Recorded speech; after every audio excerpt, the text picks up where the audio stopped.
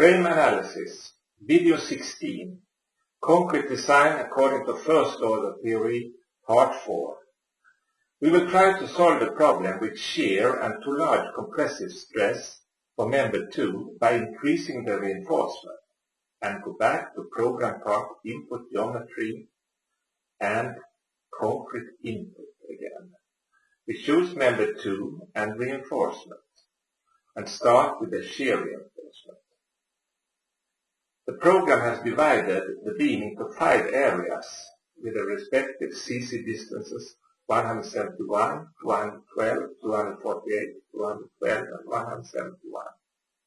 The problem is at area 2 and 4, and we choose to simplify the whole thing with 2 outer areas of 3 meters with CC 150, the central area of 9 meters with CC 240 millimeters.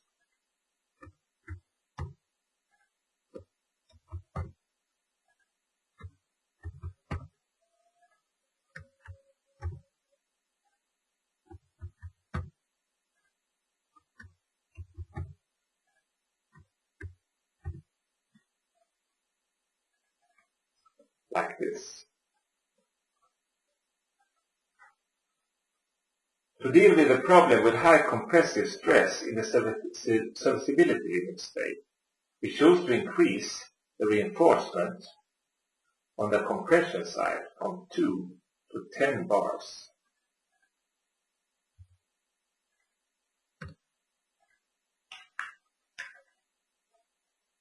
We now do a new calculation.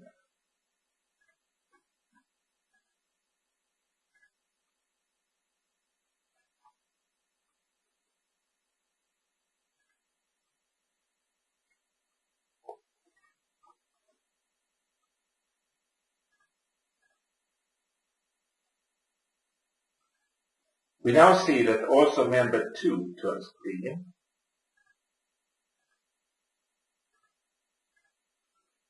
and all checks show that the capacity is adequate.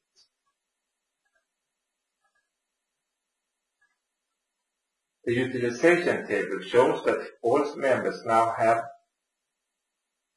an adequate capacity, but member 3 and 1 is very near the limit.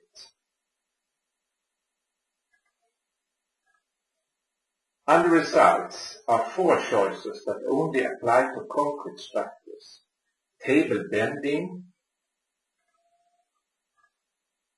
and table shear shows how interesting values for the ULS load cases vary along the members. Table crack data shows interesting values regarding the cracking of the concrete for the SLS load cases. And finally, the option interaction load diagram shows interaction diagram for the various ULS load cases.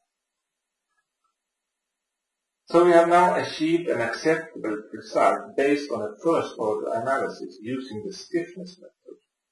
We will now try the same with the curvature method. We then go back to the option concrete input, material concrete, and calculation settings. We change to the curvature method and make a new calculation.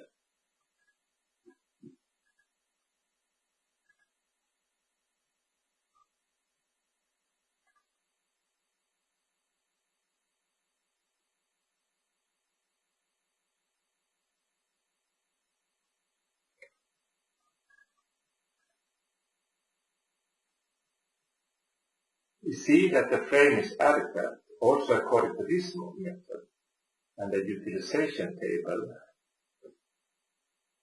shows that the utilization is quite close to what we got for the stiffness method. It is not always like that. Sometimes one method can be more favorable than the other. We have made a design based on a first order analysis, and will now do the same with regard to second order section forces.